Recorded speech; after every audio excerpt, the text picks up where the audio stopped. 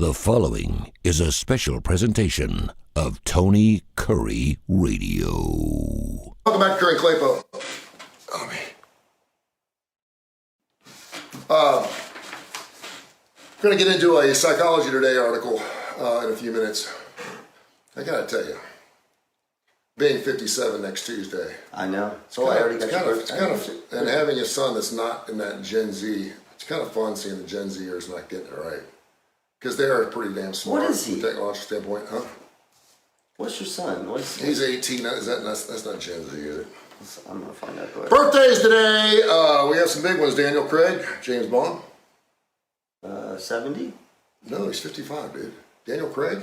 Yeah, I the thought last. No, he's 55. Okay. John Bon Jovi. Oh, jeez. This is one of those ones where I'm going to go, you got to be 62? 61, very good. Okay. Bryce Dallas Howard. She's the redhead in the Jurassic Park movie. She was also in The Village. Yes. Good looking lady. I have no idea. She turns 42. You know who she is? She's Ron Howard's daughter. Interesting. Ron Howard is not a good looking man. He was No, such not a cute now. kid. He was such a cute kid. No, yeah, he's Oh, by the way, your son he's Gen Alpha. We start over. Gen Alpha? Yeah. Yeah, okay. That's after Gen Z. Then we're going to have Gen Beta, and then, yeah. Lou Reed would have been 81 today. Here's one for you. Did you know that when Lou Reed was young, in his teen years, he discovered that he was bisexual? I didn't know that. You know what his parents did? They took him to a They psychiatrist. gave him a year of electroshock therapy to cure him. Yeah. That's how things were different back in those days. Oh, yeah. Can you imagine? It was, homosexuality was considered psychopathology. Yeah. It was a psychiatric condition. And we did things to make sure that you came over. Yeah, I know. We've evolved. That's a lot of credence into walking the wild side. Yeah. Tua Tagovailoa, 28? 25. No, he ain't that old. Gene Stallings. Love me some Gene Stallings. One He's of the got to reasons be pushing 90. he's 88, still around, still kicking. He's been through Good. a lot in his life. Yeah. And then Tough Heedman. You know who Tough Heedman is? No, I have no idea what that is. He is a championship bull rider. Was with the Pro Bull Riders Association, and he was the one guy who actually called my show. I think it was 1997, 1998. Yeah. Called me up, and they wanted to do some type of promotion with us. And the whole point was I was going to say, how hard can bull riding be really? I remember this. You're just holding on for dear life. It's only a few How seconds. hard can it be? It's 8 seconds, for God's sakes. And then he was going to ask me, say, would you like to give it a shot? And I'm like, I could ride a bull, And then they were going to put me out on a dairy cow, and I was going to ride out into the arena. It was supposed to be a ha-ha moment. I told my boss, I said, listen, if I'm going to do it, I really want to do it. I don't want to be looked upon as a doofus, riding on a dairy cow wouldn't be funny. That's like, yeah. So they're like, okay, you want to ride a real bull, then you ride a real bull. Sign this At the waiver. time, I was dating my girlfriend, who became my wife, and I get out there, and first of all, the chaps only came up to my knees.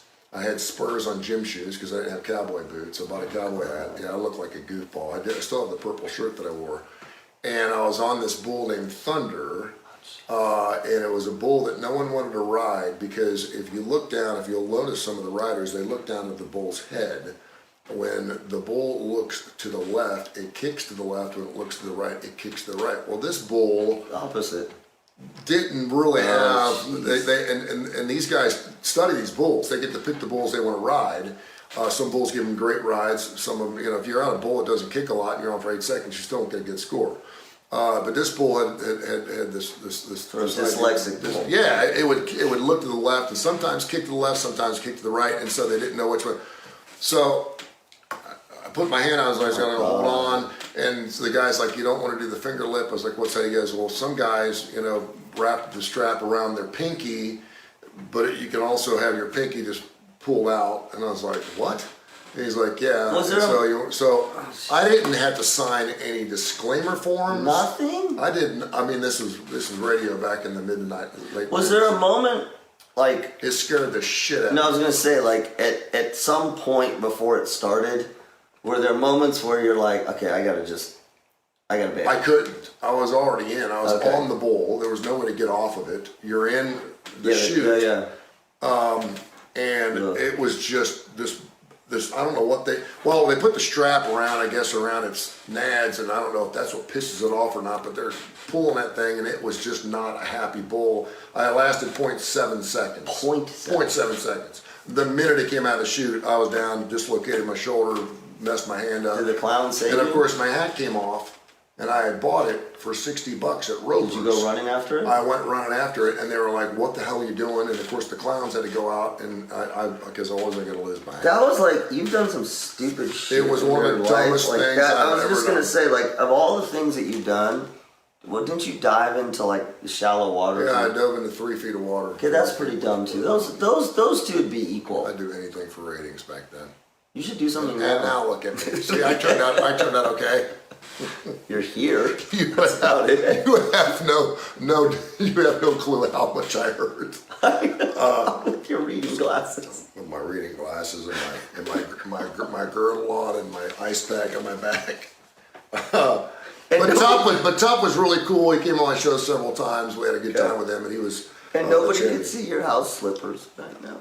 Okay. It's funny because, like, the second to the last year that I was on the Jocks, Al and I were going to run the 40-yard dash because the combine was going on. We were going to do our own combine in the parking lot, and they wouldn't allow me to run a 40-yard dash in the parking lot because of liability. Yeah. I'm like, dude, I got thrown on a bull.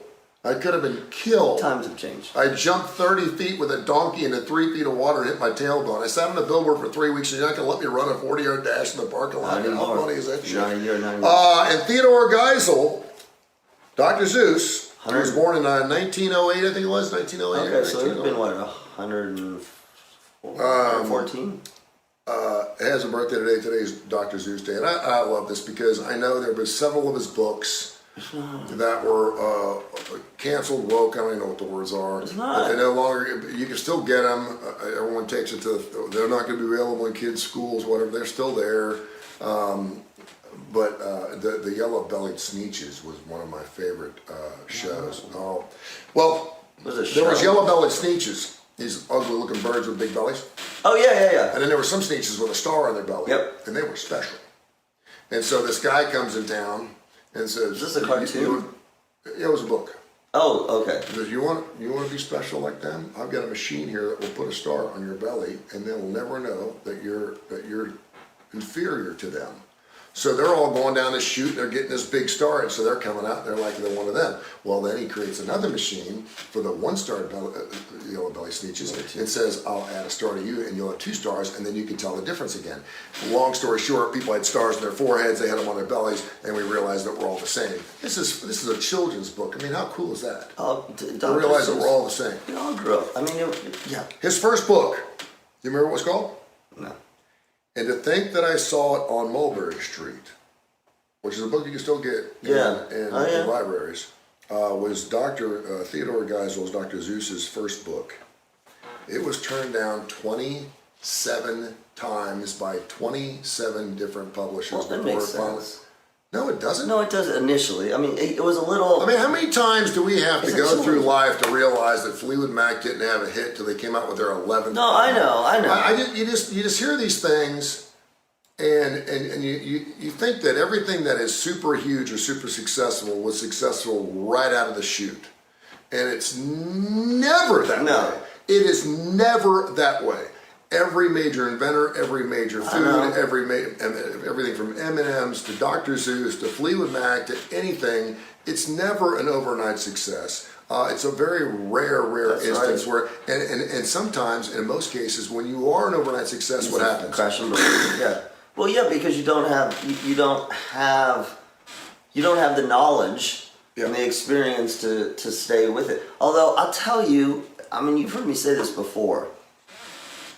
I don't like when people, I don't think it's healthy to say, I believe in this, and so I'm going to just keep going. We talked about this last week. Yeah, I mean, I have a problem with that. I'm not saying quit, but what I'm saying is don't be so hard-headed about whatever you have, do, business, sport, whatever, so hard-headed that you can't accept reality from the world. Yeah. Right? So even the Dr. Seuss book, 27 times. We don't know if he made small revisions, little changes. You know what I'm saying? Like, to me, that's the most important thing is when you get rejected or you hit a roadblock, it's not that you have to quit, but don't fool yourself that your passion alone will get you through. It's your passion plus your willingness to change the business a little bit, play the sport differently a little bit, rewrite the book slightly differently. But a lot of people don't do that. They just sort of, I'm going to keep going because I believe in this. Well, that's good for you, but if nobody else believes in it, and so we just have to be careful that we don't use it as an excuse. But good for Dr. Seuss. Mine, I'm just green eggs and ham. It's just green eggs and ham. Yeah. Green eggs and ham. Mine was a big dog, yellow dog, red dog, blue dog. Yeah. Do you like my hat? I do not like your hat. Okay, bye-bye.